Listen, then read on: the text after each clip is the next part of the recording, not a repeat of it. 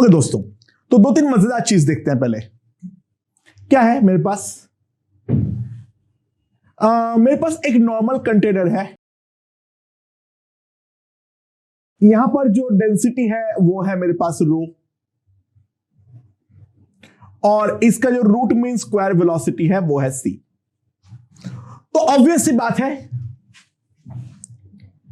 यहां पर जो प्रेशर होगा वो होगा, हम जानते हैं 1/3 रो सी स्क्वायर, राइट? अच्छा, अगर मान लो मैं इसको इंक्लाइन प्लेन पे रखता हूं at an angle of theta, same condition, density rho है और यहां पर हमारा root mean square velocity C है, तो यहां पर भी जो प्रेशर होगा वो ध्यान देना 1/3 रो सी स्क्वायर ही होने वाला है। और मान लो मैंने इसको एक ट्रक के ऊपर चला दिया, इसको मैंने एक ट्रक के ऊपर चला दिया। जो ट्रक खुद वेलोसिटी v से इस तरफ जा रहा है, ये एंगल थीटा पे रखा हुआ है कंटेनर, यहां पर भी जो प्रेशर होगा P, वो ध्यान देना that will be equals to 1/3 rho C square. तो यहां पर जो इंपॉर्टेंट चीज है वो बात ये है, जो हमारा for non accelerated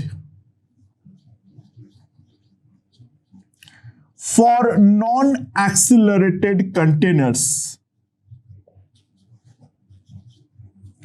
pressure inside the container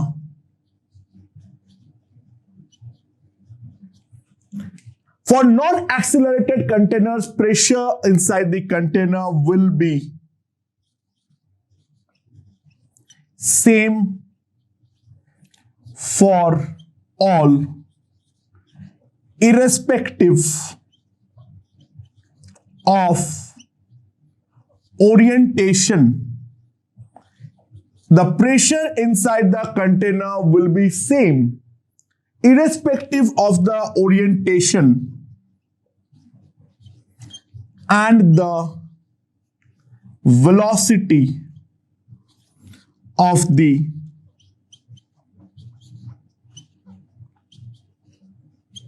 container.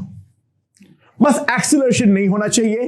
Acceleration होने पे क्या होता है, वो एक्चुअली हमारा थोड़ा स्कोप के बाहर की चीज है, ठीक है? वहां पे केटीजी को अलग ही रूप लेता है, तो उस वाले पार्ट को हम नजरअंदाज करेंगे, राइट?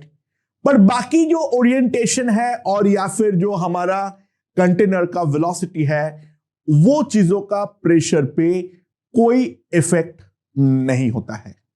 ये एक पहला इंपॉर्टेंट कॉन्सेप्ट है जिस चीज पे हमें ध्यान रखना है। दूसरा और एक मस्त चीज है, यहां पर एक गैस है, ये गैस का टेम्परेचर है T1। जो कंटेनर का जो वॉल है, कंटेनर का जो वॉल है उसको मैंने मेंटेन किया हूं टेम्परेचर T2 पर, ठीक है? Right, okay. नाउ गैस का टेम्परेचर T1 जो है वो हमारा फिक्स टेम्परेचर है, वो जो भी है, right? It doesn't matter, number of moles हमारा सेम है, सब कुछ सेम है। कंसिडर the cases, पहला case T1 is greater than T2, यानी अंदर का टेम्परेचर अगर 300 केल्विन है, मैंने बाहर को मेंटेन किया मान लो 150 केल्विन पे, राइट? उस टाइम पे जो मैंने प्रेशर रिकॉर्ड किया, इंस्टेंटेनियस प्रेशर, वो है मान लो P1 रिकॉर्ड किया मैंने। दूसरा case T1 is equals to T2। दोनों को मैंने 300 केल्विन पे मेंटेन किया और तब जो मैंने प्रेशर रिकॉर्ड किया that is equals to P2। और तीसरा case T1 is less than T2, pressure जो मैंने रिकॉर्ड किया उस टाइम पे P3 रिकॉर्ड किया। ठीक है, समझ में आया? गैस का टेम्परेचर 300 केल्विन पे फिक्स है। एक केस में जो कंटेनर का वॉल का इंस्टेंटेनियस टेम्परेचर है वो है 150 केल्विन, दूसरे केस में है 300 केल्विन और तीसरे केस में है 400 केल्विन। तो सवाल बहुत सिंपल है, कंपेयर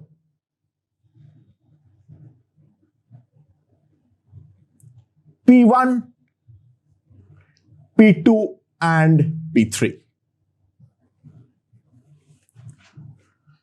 ओके, अच्छा अगर हम लोग classic PV equals to nRT apply करें, अगर हम लोग मान लो अप्लाई करें classic PV equals to nRT, container का वॉल्यूम हर जगह पे सेम है, वॉल्यूम नंबर ऑफ मोल्स भी सेम है और तीनों केस में जो अंदर के गैस का टेम्परेचर है वो भी हमारा हर केस में सेम है। तो according to the PV equals to nRT, P1 must be equals to P2 must be equals to P3। ये होना चाहिए, राइट? क्योंकि बेसिकली बात यह है, यहां पर गैस का प्रेशर जो है वो केवल और केवल हमारा डिपेंड करता है किसके ऊपर? डिपेंड करता है किसके ऊपर? गैस के टेम्परेचर के ऊपर डिपेंड करता है, कंटेनर के वॉल का टेम्परेचर के ऊपर डेफिनेटली डिपेंड नहीं करता है। तो आइडियल गैस लॉ के अकॉर्डिंग अगर मैं कंपेयर कर दूं तो इन दैट केस मुझे एक्चुअल में जो दिखाई देगा, तीनों प्रेशर्स हमारा इक्वल होना चाहिए, क्योंकि तीनों केस में जो कंटेनर का कंडीशन है वो भले ही डिफरेंट हो बट कंटेनर के अंदर का जो गैस है, उनका जो पोजीशन है, उनका जो सिचुएशन है वो हमारा एग्जैक्टली सेम है। But unfortunately this is wrong. क्या बात कर रहे हो सर? हाँ जी हाँ, एक्चुअल आंसर बहुत माइन्यूट सा ही डिफरेंस होगा, बहुत माइन्यूट होगा, but P3 will be greater than P2 and that will be greater than P1। जो हमारा प्रेशर होगा, यहां पे वॉल का टेम्परेचर ज्यादा है, वो प्रेशर मैक्सिमम होगा, फॉलोड बाय जो हमारा इक्वल टेम्परेचर है, फॉलोड बाय जो हमारा कम टेम्परेचर वाला दीवार है। इन तीनों केस में ये हमारा प्रेशर का रिलेशन होगा। क्यों? ध्यान देना। अच्छा, गैस का टेम्परेचर क्योंकि सेम है तो मैं तीनों केस को ड्रॉ कर रहा हूं।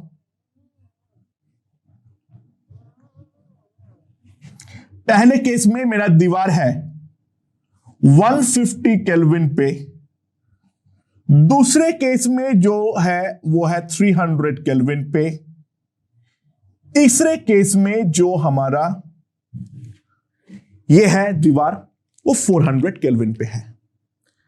गैस का टेम्परेचर तीनों में 300 केल्विन है, तो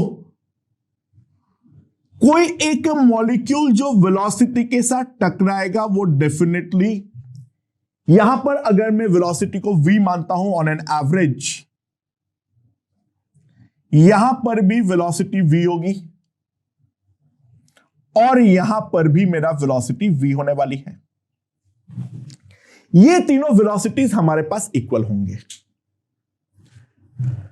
बट ये मॉलिक्यूल जैसे ही दीवार के कांटेक्ट पे आएगा, अच्छा कोलिजन जो होता है उसमें बहुत छोटा ही सही थोड़ा सा टाइम ऑफ कांटेक्ट तो होती है, ऑब्वियसली वो नेग्लिजिबल है पर थोड़ा सा टाइम ऑफ कांटेक्ट तो होगी। तो दीवार यहां पर ठंडी है, मॉलिक्यूल है गर्म, तो ऑब्वियस सी बात है ये मॉलिक्यूल अपना एनर्जी थोड़ा सा ट्रांसफर करेगा अपने दीवार पे।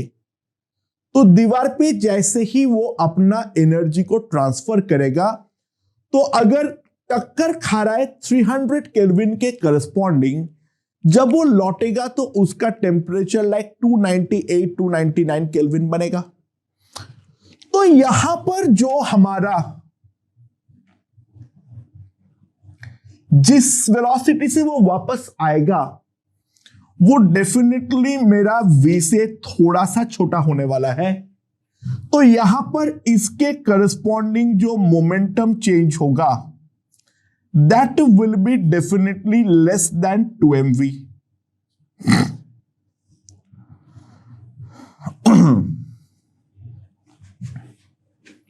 यहां पर क्योंकि दीवार और गैस मॉलिक्यूल दोनों का टेम्परेचर सेम है, ये V से अगर जाएगा तो डेफिनेटली ये V से ही वापस आएगा। तो डेल्टा P यहां पर एग्जैक्टली 2mv होने वाला है। और ये वाले केस में अब यहां पर मॉलिक्यूल ठंडा है, दीवार गर्म है। तो दीवार गर्म है तो दीवार एक पोर्शन ऑफ हीट जो है वो हमारा मॉलिक्यूल को सप्लाई करने वाला है। तो ऑब्वियस सी बात है मॉलिक्यूल मेरा हीट अप होगा लाइक 301 और 302 केल्विन। तो जो वेलोसिटी से ये वापस आएगा वो definitely greater than delta V होगा। तो यहां पर जो डेल्टा P होगा that will be greater than 2mv। तो अगर मैं करस्पॉन्डिंग मोमेंटम चेंज को consider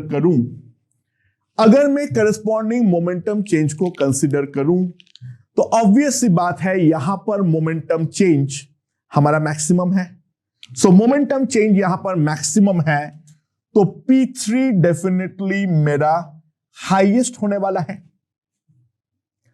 now that is followed by क्या है, यहां पर एग्जैक्टली 2mv है तो इसका प्रेशर होगा P2 and that will be greater than obviously जो हमारा उस केस में प्रेशर है जहां पे दीवार हमारी ठंडी है।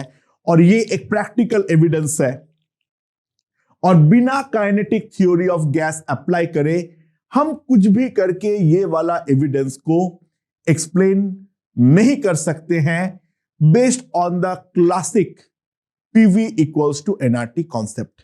I hope this part is perfectly understood. Okay दोस्तों आगे बढ़े, ठीक है। तो सुनो, अब हम लोग जिस चीज को लेकर मेन इंटरेस्टेड है वो है द वेलोसिटी डिस्ट्रीब्यूशन कर्व। वो क्या होता है, जो कोई एक पर्टिकुलर मॉलिक्यूल का वेलोसिटी हम तो पहले ही बोल चुके हैं, जो कुछ भी कर ले हम उसको प्रेडिक्ट नहीं कर सकते हैं। It can be anything between 0 to infinity, right. यानी कोई एक पर्टिकुलर स्पीड ऑफ पार्टिकल अगर मैं मानता हूं v, that can lie anywhere between 0 to infinity। It can not be predicted, right. Okay, so अगर मान लो मेरे पास कैपिटल N मॉलिक्यूल्स है, capital N is very high, let we have capital N number of molecules and ध्यान देना यहां पर कैपिटल N पे कंडीशन है N is a very very high. समझ में आया, जो हमारा नंबर ऑफ मॉलिक्यूल्स है वो बहुत ज्यादा हाई होना जरूरी है वरना ये एप्लीकेबल नहीं है। Let dn be the number of molecules dn be the number of molecules having velocity कितना, v2 v प्लस dv। एक बहुत छोटा रेंज ऑफ वेलोसिटी लिया v से v प्लस dv, उसके अंदर एक बहुत छोटा नंबर ऑफ मॉलिक्यूल्स है। वो कितने मॉलिक्यूल्स है जिसके पास उतना वेलोसिटी है, that is equals to v dn, right. तो using the concept of statistical mechanics लोगों ने एक चीज निकाला and that is called the Maxwell Boltzmann distribution. Maxwell और बोल्ट्जमैन ने मिलकर एक डिस्ट्रीब्यूशन कर्व हमें दिया using the concept of statistics. जो अगर मान लो गैस का टेम्परेचर है T, गैस का जो टेम्परेचर है वो है T और उसका molecular weight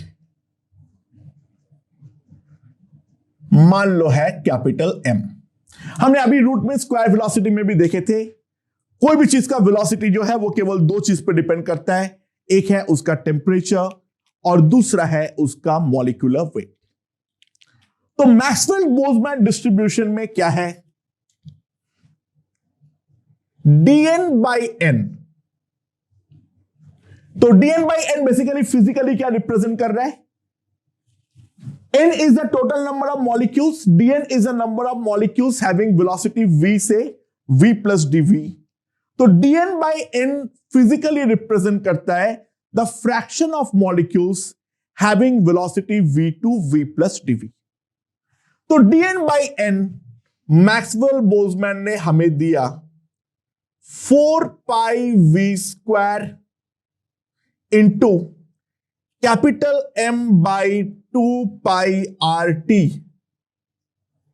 capital M by 2 pi RT to the power 3 by 2 into e to the power minus mv square by 2 RT into dv। ये हमारा मैक्सवेल बोल्ट्जमैन डिस्ट्रीब्यूशन कर्व है।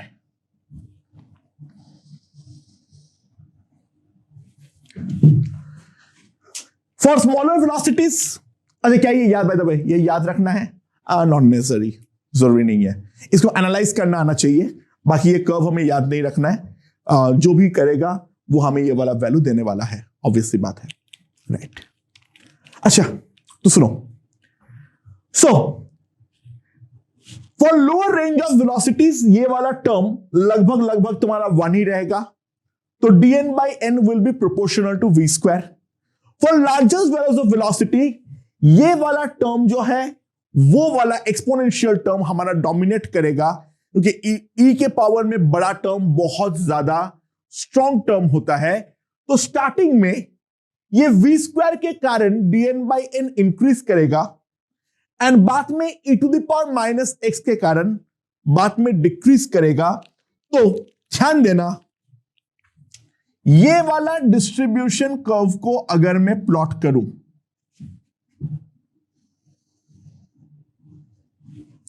वो क्या है, इस तरफ क्या रखता हूं मैं, 1 by n into dn by dv। dv को इधर लेके आ गया और यहां पर जो होगा वो मेरे पास क्या है, v। ये वाला कर्व को अगर मैं प्लॉट करूं तो उसका प्लॉट कुछ इस प्रकार का आता है, इसका प्लॉट कुछ इस प्रकार का आता है, something like this. This is the Maxwell Boltzmann distribution curve. इस कर्व का इंपॉर्टेंट फीचर्स क्या है, मान लो मेरे पास ये वाला टेम्परेचर है T1, अगर मैं इससे कम टेम्परेचर पे ड्रॉ करूं तो ऑब्वियस सी बात है कम टेम्परेचर में मॉलिक्यूल्स के पास वेलोसिटी जो होंगे वो कम होंगे, यानी लोअर वेलोसिटीज में उसका वैल्यूज कंसंट्रेट होना चाहेगा। तो अगर मैं कम टेम्परेचर में ड्रॉ करूंगा, यहां पर हो जाएगा T2, T1 is greater than T2।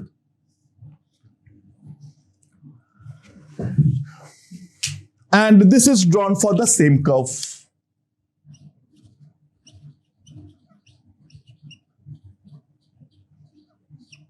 ठीक है, सॉरी, सेम का मतलब सेम गैस, यानी गैस मेरा सेम है, यानी कैपिटल M हमारा सेम है। तो इन दैट केस दो डिफरेंट टेम्परेचर में हमारा इस प्रकार का ग्राफ मिलने वाला है। अच्छा, दूसरा इधर है वही 1/n dn/du dv, और इस तरफ है v। और अब मैं यहां पर टेम्परेचर को सेम रख रहा हूं, मॉलिक्यूलर वेट को चेंज कर रहा हूं। तो ऑब्वियस सी बात है जिसका मॉलिक्यूलर वेट ज्यादा वो अपना लोअर वेलोसिटी रखने का प्रेफरेंस रखेगा। तो मान लो अगर मेरे पास दो गैस है जिनका मॉलिक्यूलर वेट है m1 एंड m2, और उन दोनों का मैं टेम्परेचर जो है वो मैं सेम रखता हूं, तो इन दैट केस जो हमारा m1 वाला ग्राफ होगा वो कुछ इस प्रकार का होने वाला है। मान लो जो हेवियर गैस होंगे they will have a tendency to acquire smaller velocities at the same given temperature. तो यहां पर ग्राफ अगर इस प्रकार का होगा, तो वहीं पे अगर मैं टेम्परेचर को सॉरी मॉलिक्यूलर वेट को लाइट करता हूं तो it will have a tendency to acquire the higher velocities. तो यहां पर ग्राफ इस प्रकार का होगा at the same temperature, right. यानी अगर मान लो सेम टेम्परेचर है और मेरे पास SO2 है और O2 है, तो लेफ्ट वाला ग्राफ डेफिनेटली SO2 का है और राइट वाला ग्राफ जो है वो डेफिनेटली मेरा O2 का है। ओके, अच्छा ध्यान देना, और एक इंपॉर्टेंट चीज बहुत ज्यादा, कहीं पर भी कोई भी टर्म आया है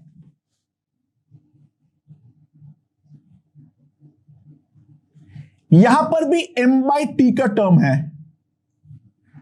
और यहां पर भी m/t का टर्म है, बाकी r शार तो कांस्टेंट है, राइट। तो एक बात ध्यान देना, for same m/t the two plots will be identical। For same m/t the two plots will be exactly identical। यानी ध्यान देना, अगर कोई पूछे O2 at 300 केल्विन, O2 का मॉलिक्यूलर वेट कितना है 32 ग्राम, राइट, और टेम्परेचर कितना दे रखा है 300 kelvin, and SO2 at 600 Kelvin will have exactly same plot। यानी O2 गैस का अगर मैं 300 केल्विन पे ड्रॉ करूं, राइट, और SO2 गैस का मैं 600 केल्विन पे प्लॉट करूं, तो इन दैट केस हमें दोनों प्लॉट जो है वो एग्जैक्ट सेम मिलने वाला है। Is it clear, right. चलो आगे बढ़ते हैं। ओके ओके दोस्तों, तो अब हम लोग ये वाले ग्राफ के कुछ इंपॉर्टेंट एस्पेक्ट्स देखने वाले हैं। Let's see. सो मेरे पास जो ग्राफ है वो क्या है? सबसे पहली बात तो एरिया अंडर द कर्व हम देखेंगे। यहां पर क्या है? dn by n into 1 by dv, और यहां पर है मेरा v, right? Okay, by the way इसको मैं आगे से एक नाम दे दूंगा f ऑफ v। इसके आगे से मैं एक नाम दे दिया f ऑफ v। अगर मैं f ऑफ v लिख रहा हूं तो इसके मतलब ये चीज अंडरस्टूड रहेगा। ओके, तो ये वाला जो ग्राफ है उसके बारे में हमने देखे हैं। ये ग्राफ का नेचर कुछ इस प्रकार के होते हैं। Now area under the curve कितना होगा? Area under the curve will be simply equals to integral of F dv, जहां पे v lies between 0 to infinity. वो तो मैं जानता ही इंटीग्रल बाई dx होता है। तो ये मैं अगर देखूं 0 to infinity 1 by n dn by dv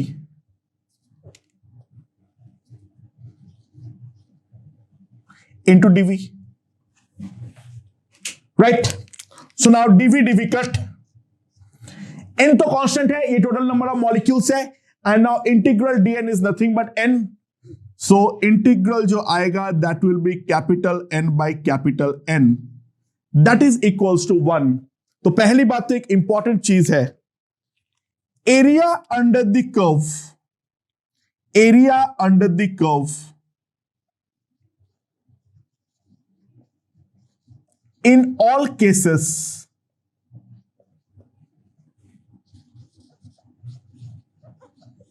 are exactly equal।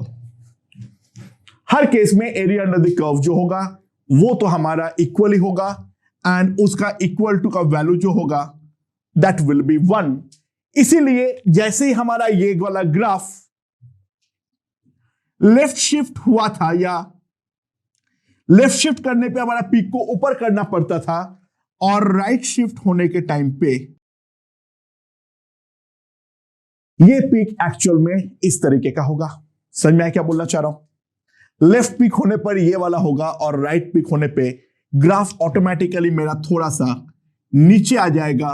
The reason is मेरा एरिया जो है वो तो हमें डेफिनेटली सेम रखना पड़ेगा। ओके, ये पहला पॉइंट है ना। दूसरा पॉइंट, हम एक चीज डिफाइन करेंगे, most probable speed, that is VMP। Okay, now ध्यान दो, अगर मैं रेड वाला कर्व को कंसीडर करूं तो ये जो वेलोसिटी है, ये वाले वेलोसिटी में हमारे पास हाईएस्ट फ्रैक्शन ऑफ मॉलिक्यूल्स है, हाँ कि ना? ये जो हमारे पास वेलोसिटी है इस करस्पॉन्डिंग हमारे पास हाईएस्ट नंबर ऑफ पार्टिकल्स है। So how do we define the most probable speed और most probable velocity? It is the speed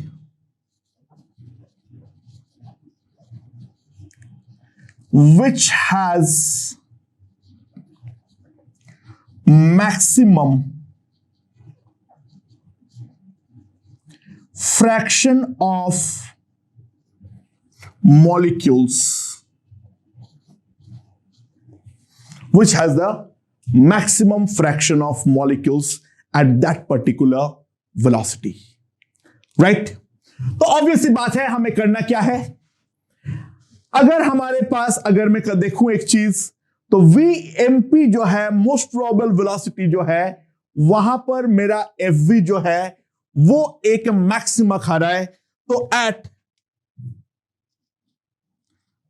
V equals to VMP we have a maxima, therefore f dash v जो होगा that will be 0 at v equals to the most probable velocity. Most probable velocity में जो मेरा differentiation होगा वो मेरा 0 होना चाहिए. Okay, so now let's differentiate. So F V मेरे पास क्या है, ध्यान देना, एफ वी मेरे पास क्या है, 4 pi capital M by 2 pi R T. ये वाला कचरा पट्टी को बाहर कर दिया जो वी पे डिपेंड नहीं करता है. v square into E to the power minus M V square by R T. ये मेरे पास एफ वी है. ये वाला पार्ट तो मेरा कांस्टेंट है, इसको अब से मैं c के नाम से बोलूंगा. वो एनी हाउ डिफरेंशिएशन में टेक पार्ट ही नहीं करेगा, वो तो डिफरेंशिएशन के बाहर हो जाएगा. तो एफ डैश वी जो होगा that will be equals to c into, पहले v स्क्वायर का differentiation 2v into E to the power minus M V square by R T. Sorry 2 R T.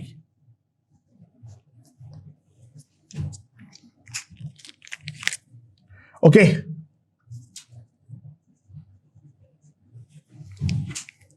To V into E to the power minus M V square by 2 R T.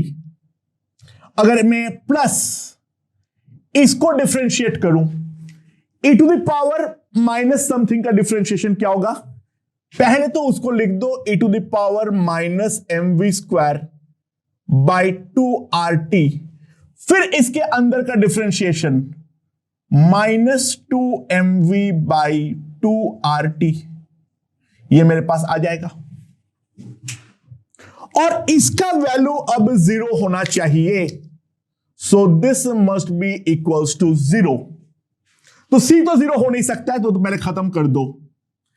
e to the power minus M V square by 2 R T भी 0 नहीं हो सकता है, तो उसको भी खत्म कर दो. और v भी मेरा 0 नहीं हो सकता है, तो वो भी खत्म कर दो. सो 2 माइनस, यहां पर क्या बचेगा, v बचेगा, और यहां पर क्या बचेगा, 2 जा गया, तो M V by R T that must be equals to 0. तो अगर मैं इसको पुट करूं तो मेरे पास आ जाएगा M V square by R T that must be equals to 2. तो most probable velocity is equals to under 2 R T by capital M. So that will give me the value of most probable velocity. तो एक तो हमने root mean square velocity define किए थे और हमने ये वाले ग्राफ से डिफाइन किए the most probable velocity. Okay, अच्छा, नाउ मोस्ट प्रोबेबल वेलोसिटी के बाद हमारे पास थर्ड जो चीज डिराइव होगा that will be the average speed. अच्छा, एवरेज वेलोसिटी तो 0 है, वो तो हमने पहले ही डिफाइन किए हैं. अब हम डिफाइन करेंगे वी एवरेज.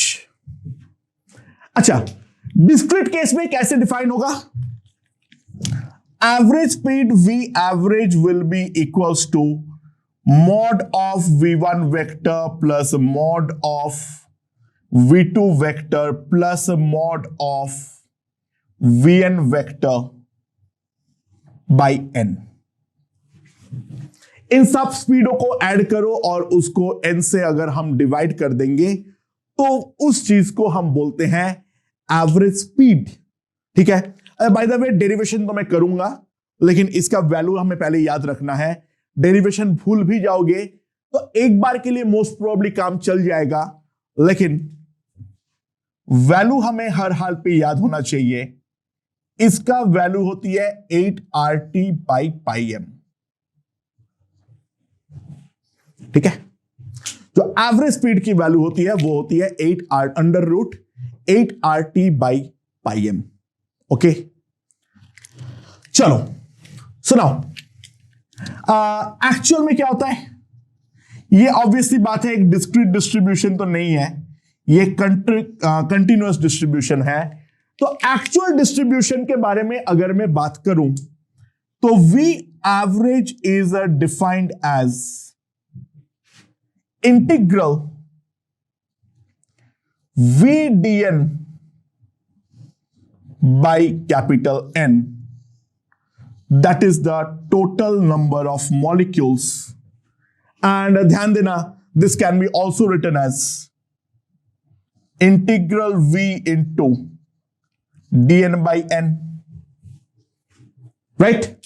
इनको तो मैं डेफिनेटली डिफरेंशिएशन के बाहर इंटीग्रेशन के अंदर ले जा सकता हूं, and DN by N is nothing but FVdV, right? So in short मेरे पास V average जो आएगा that will be equals to integral V into FV into dV, right? जहां पे V varies from 0 to infinity. Okay, now let's try to derive. ठीक है, FV का value मुझे मालूम है, तो ये वाला कचरे को मैं पहले बाहर कर दूं तो क्या आ जाएगा मेरे पास, C इंटू इंटीग्रल, C तो बाहर आ गया, V into V square, that will give me the V cube, into e to the power minus mv square by 2RT into dV, ये मेरे पास आएगा। अच्छा, जल्दी से एक इंटीग्रेशन हम याद करेंगे यहां पर, सुनो, integral x to the power n into e to the power minus x dx, x varying from 0 to infinity is equals to n factorial.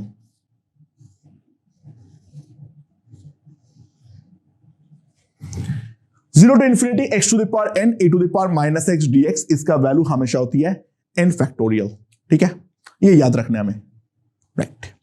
Okay, now let's see किस तरीके से इंटीग्रेट करेंगे इसको, कैसे इंटीग्रेट करेंगे, ध्यान देना। अच्छा, लेट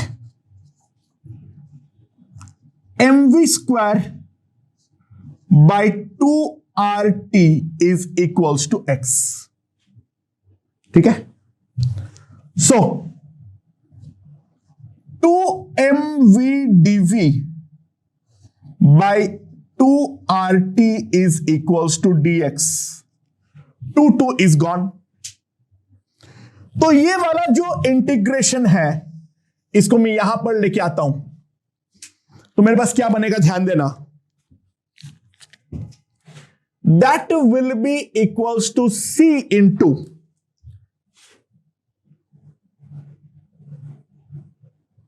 यहां पर एक तो हो जाएगा V स्क्वायर, अच्छा V स्क्वायर को सिंपली लिख दो 2RT, ध्यान देना, V स्क्वायर को लिख दिया 2RT by capital M into x, ठीक है, एक V स्क्वायर को मैंने वो लिख दिया, और दूसरा जो टर्म बनेगा वो बनेगा VdV, राइट?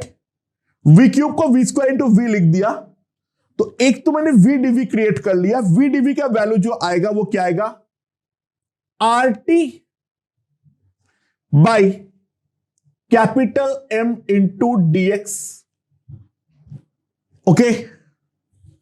और यहां पर जो बाकी एक दूसरा टर्म हो जाएगा वो हो जाएगा मेरे पास e to the power minus X, ये मेरे पास टर्म बनेगा, हाँ कि ना?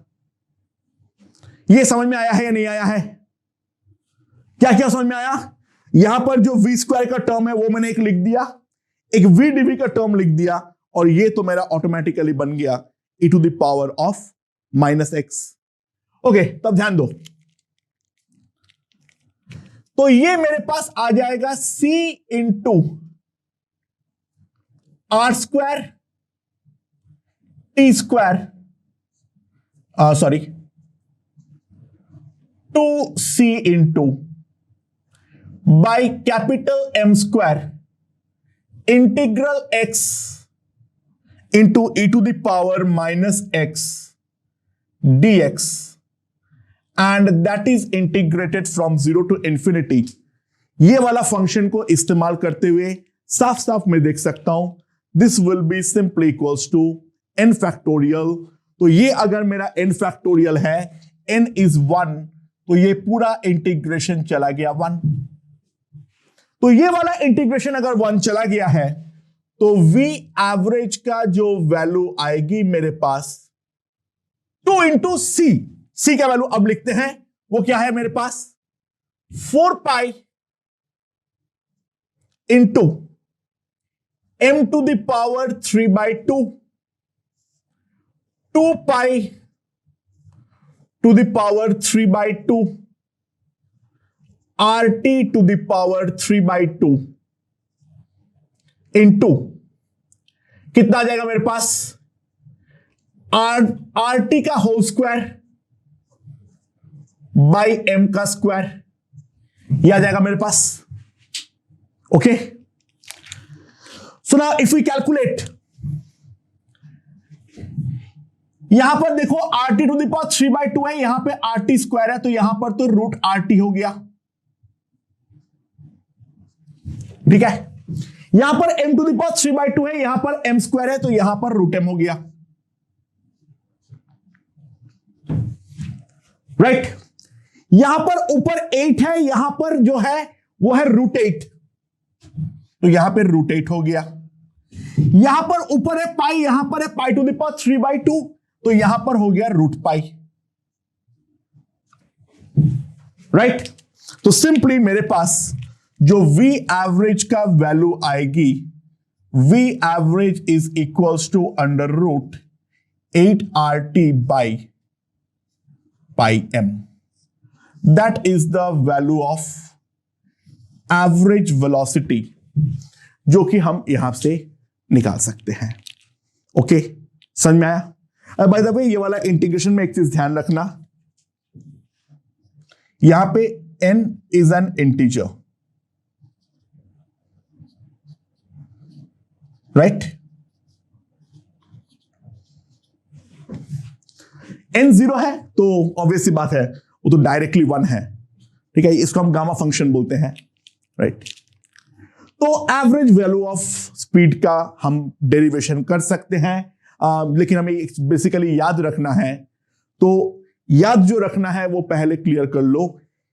डेरिवेशन बात की बात है, ये तो हमेशा ही याद होनी चाहिए।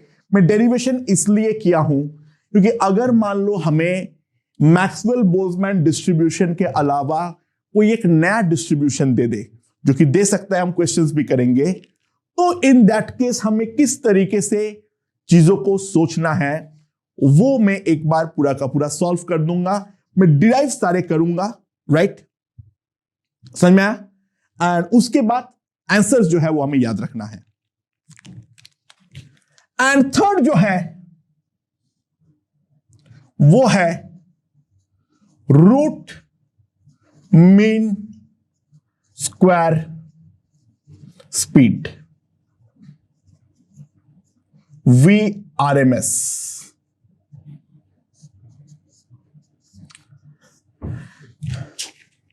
देखो डिस्क्रीट केस में कैसे डिफाइंड है वो तो हम लोगों ने ऑलरेडी देख लिए हैं। VRMS is equals to under root integral v square into dn by n। This is the definition of VRMS, integral v square dn by n। And if we write this will be dn by n, अंदर हो जाएगा,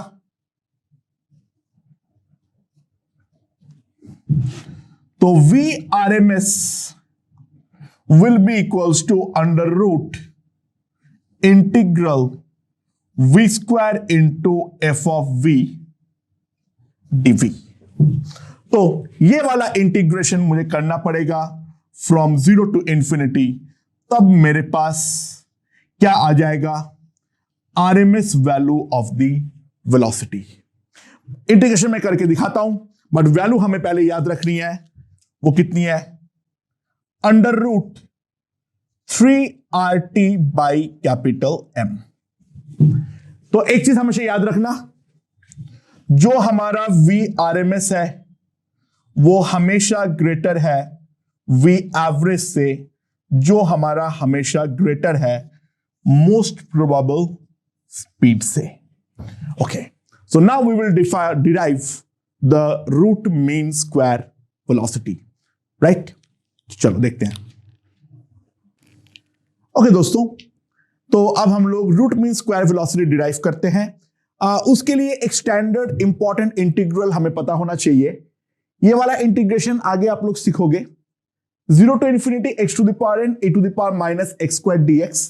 अगर n हमारा even होता है, that is equals to n factorial root pi 2 to the power n plus 1 into n by 2 factorial.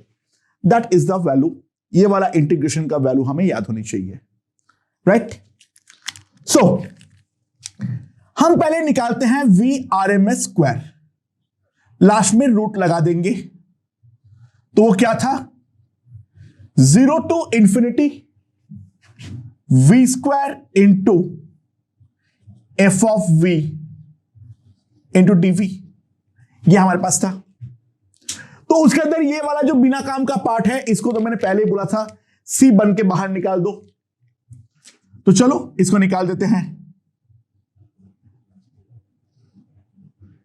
अब आएगा 0 to infinity, यहां पर एक v स्क्वायर है, f ऑफ v में एक v स्क्वायर है, तो यहां पे आ जाएगा v to the power 4 e to the power minus mv square by 2RT into dv। ये मेरे पास आएगा, right?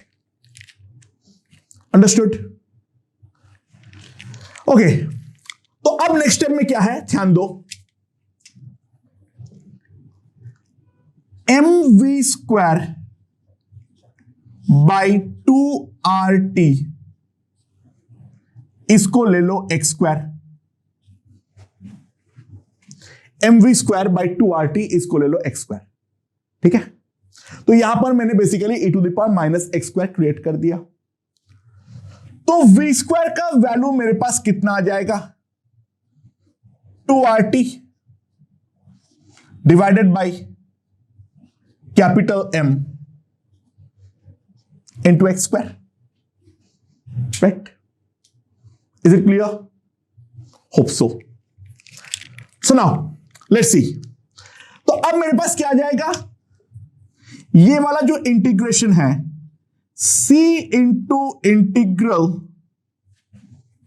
v to the power 4 को मैं लिख दूंगा 4r square t square by m square x to the power 4 e to the power minus x square into dv। ये मेरे पास आ जाएगा, राइट? समझ में आया? अच्छा, बट अब ये मैं dv को कैसे रिप्लेस करूंगा? सिंपल सी बात है, इस चीज को एक बार रूट ले लो। तो v मेरे पास आ जाएगा under root 2RT by m into x। तो मेरे पास dv का वैल्यू आ जाएगा under root 2RT by m into dx। Okay, समझ में? तो फाइनली जो ये वाला इंटीग्रेशन कन्वर्ट हो रहा है वो किस में कन्वर्ट होगा? c into 4r square T square by m square. dv की जगह पर ये dx आएगा, तो into root over 2RT by m into integral 0 to infinity x to the power 4 minus e to the power x into dx। ये इस चीज में कन्वर्ट हो जाएगा, राइट? अब ये वाला इंटीग्रेशन का वैल्यू निकालने के लिए मैं क्या करूंगा? मैं ये वाला फॉर्मूला का मदद ले लेता हूं। n का वैल्यू मेरा 4 है, तो इसका जो वैल्यू होगा that will be 4 factorial into root pi 2 to the power of 5 into 2 factorial. Okay, so so 4 factorial is basically 24 और ये वाला जो हो जाएगा ये हो जाएगा 2 to the power 6. 2 to the power 6 is basically 32, right? Sorry, 64. 2 to the power 6 is equals to 64. तो ये हो जाएगा 24 by 64. तो ये वाला वैल्यू जो आ जाएगी that will be equals to 3 by 8 into root pi. ठीक है, तो ये एक बार जब आ गई है तो अब VRMS स्क्वायर में क्या लिख सकता हूं? ध्यान देना, पहले क्या आ जाएगा? C मतलब कितना हो जाएगा? 4 pi m by 2 pi RT to the power of 3 by 2. ये C हो गया. इनटू अगर हम ध्यान दें 2RT by m, यहां पर कितना है? स्क्वायर है, पावर में कहा गया? हाँ, यहां पर है स्क्वायर और यहां पर है हाफ, तो ये वाला हो गया मेरे पास 5/2 और यहां पर जो आ जाएगा वो आ जाएगा 3/8 इंटू रूट पाई. ओके, तो ये मेरा VRMS स्क्वायर का वैल्यू आ जाएगा. एंड अब अगर मैं इसको आगे कैलकुलेट करूं तो ध्यान देना 4 pi, this is pi root pi, m by 2RT to the power 3/2 into 2RT by m to the power 5/2 3/8 root pi आएगा. ओके, तो ये वाला इंटीग्रेशन याद रखना पड़ेगा, कोई ऑप्शन नहीं है, ये इंटीग्रेट करने के हम औकात नहीं रखते हैं. It's a very difficult integration. 12th में भी ये इंटीग्रेशन अल्टीमेटली तो याद ही करवाया जाएगा. ठीक है, सो पाई पाई गॉन, रूट पाई गॉन, तो मेरे पास कितना आ गया? यहां पर 3/2 और यहां पर अगर मैं देखूं यहां पर आएगा 2RT by m, यहां पर 5/2 माइनस 3/2 हो जाएगा, तो that will B 2/2, that is 1. तो 2RT by m, तो ये आ जाएगा 3RT by m. तो VRMS जो आ जाएगा that will be equals to under root 3RT by capital M.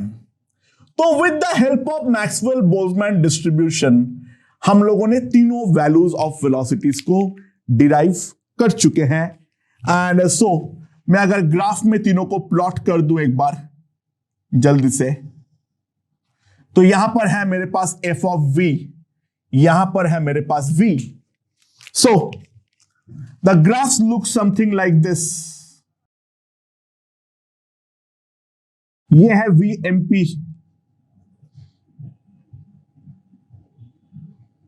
ये है मेरा V एवरेज और यहां पर है V RMS. ठीक है, ये है ग्राफ का तीनों जो वैल्यूज है उनके पोजीशंस. ठीक है, तो VRMS का वैल्यू सबसे बड़ा होता है, followed by V average, and most probable velocity हमारा सबसे ज्यादा कम होता है. तो मैंने ये डेरिवेशंस क्यों करवाया? देखो ध्यान दो, एक मान लो क्वेश्चन आ गया एग्जाम में, for a hypothetical case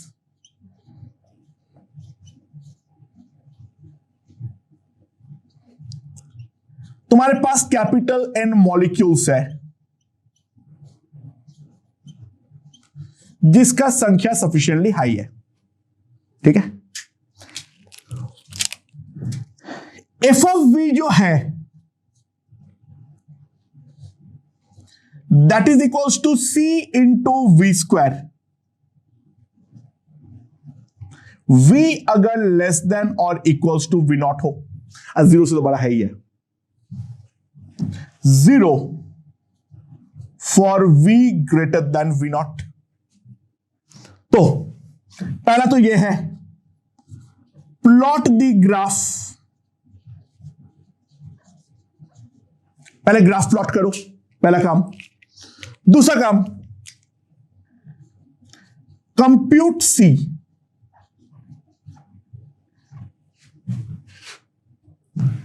and उसके बाद काम ये है compute V most probable, V average and V RMS. तो मैं किस तरीके से इसको कंप्यूट करूंगा उस चीज के ऊपर थोड़ा ध्यान दिया जाए। अरे बाय द वे प्लॉट क्या होगा? Plot is very simple. ये है मेरा एफ ऑफ वी, ये है मेरा वी। तो इनिशियली वो क्वाड्रेटिकली ऊपर बढ़ेगा, इनिशियली ये क्वाड्रेटिकली ऊपर बढ़ेगा, राइट। तो वी नॉट तक तो ये क्वाड्रेटिक रिलेशन रहेगा, एंड उसके बाद ये 0 बन जाएगा, राइट। इसमें ध्यान देने वाली बात एक ही है, ये वाला एरिया जो होना चाहिए that area must be equals to 1। ये हम जानते हैं जो हमारा एरिया अंडर द कर्व होता है F of V versus V का, उसका एरिया हमारा डेफिनेटली 1 होना चाहिए। यानी in short integral 0 to V not, यहां पे ऑब्वियसली बात हम इनफाइनाइट तक नहीं करेंगे, 0 to V not F of V DV that must be equals to 1, right. So, C into V square dV from 0 to V naught, that must be equals to 1.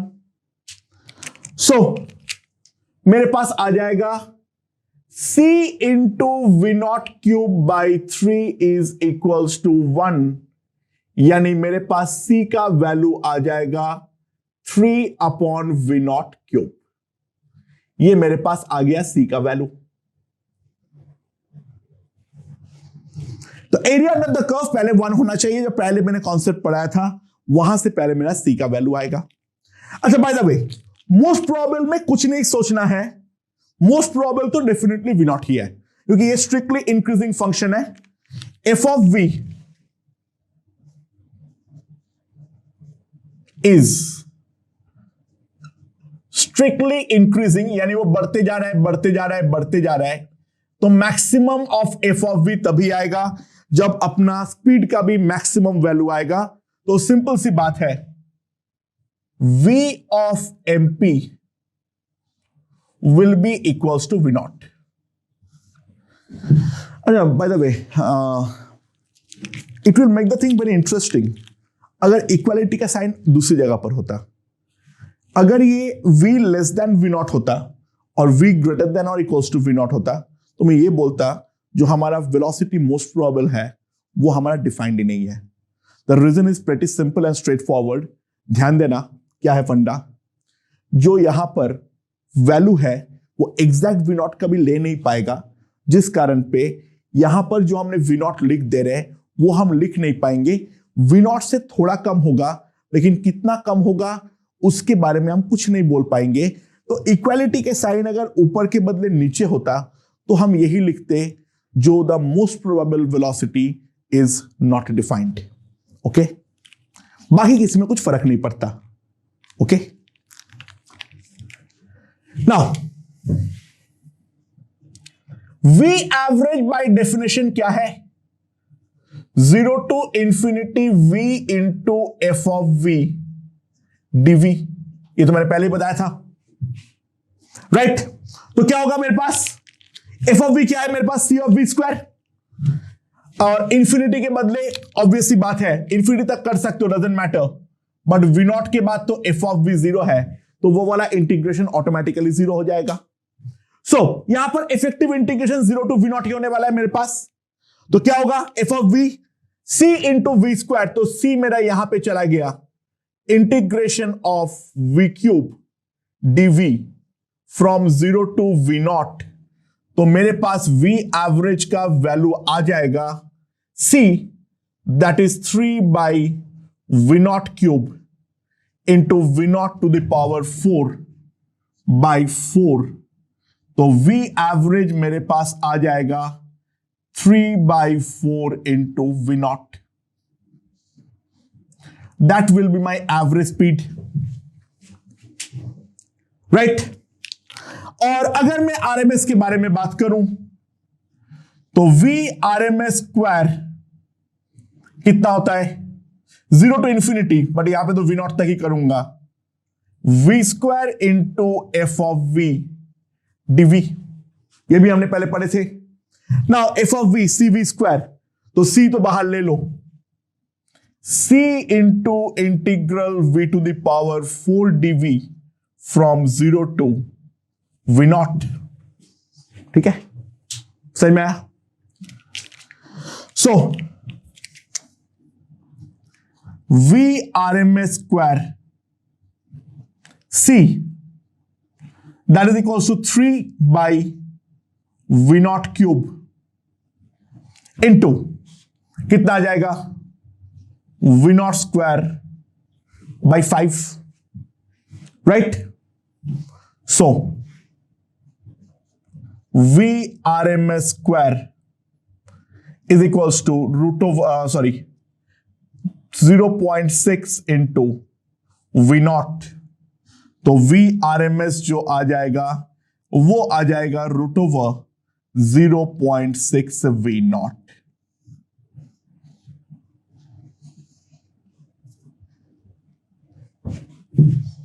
ठीक है, root over 0.6 अगर निकालने का मन करे तो हम निकाल सकते हैं. ठीक है, कोई खास मतलब नहीं है. 0.8 के आसपास होगा. ठीक है, 0.78 0.79 इस प्रकार का कुछ आएगा. ओके, सो हम क्वाइट अंडरस्टैंडेबली देख सकते हैं जो कोई भी अगर डिफरेंट फंक्शन दे तो हम लोगों ने जो डेरिवेशन किए हैं उन कॉन्सेप्टों को मुद्दे पे रखते हुए काफी आसानी से हम सारे के सारे वैल्यूज निकाल सकते हैं. ओके, तो जो हमारे वेलोसिटी के डिस्ट्रीब्यूशन ग्राफ के रिगार्डिंग बातचीत है वो अब हमारा समाप्त हुआ है. राइट, क्वेश्चंस ऑब्वियसली बाकी है. क्वेश्चंस तो मैं अभी करा ही नहीं रहा हूं, वो पूरा का पूरा एक बार में कराऊंगा. ठीक है, थियोरेटिकली जितना भी चीजें कराना था वो सारे के सारे मैंने करा दिया. ओके.